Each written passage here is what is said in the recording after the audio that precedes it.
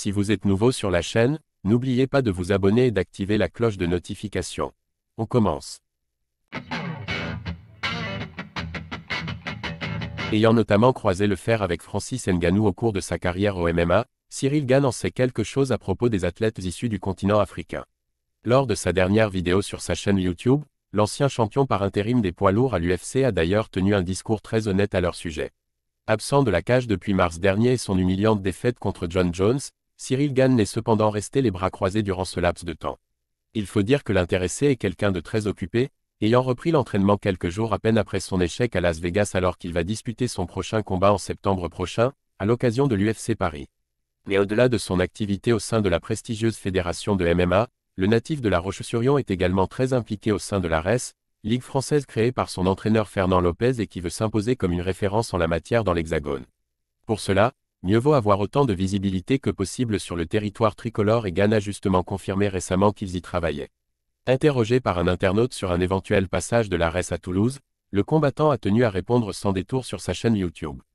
Cyril Gane, on aimerait évidemment pouvoir promotionner absolument partout en France, dans les grandes villes, que ce soit dans le sud, Toulouse, Marseille, là on fait que Paris, ça fait 1 an et demi. Cyril Gane admiratif du niveau des athlètes africains.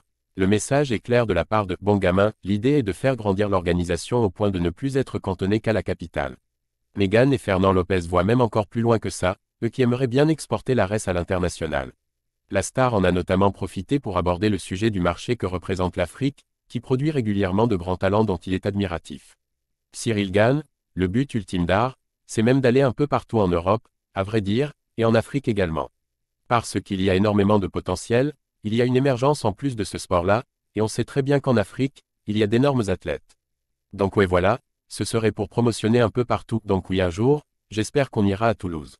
On ne peut que rejoindre l'avis de l'ex-champion par intérim des poids lourds, quand on voit la quantité de sportifs phénoménaux issus du continent africain.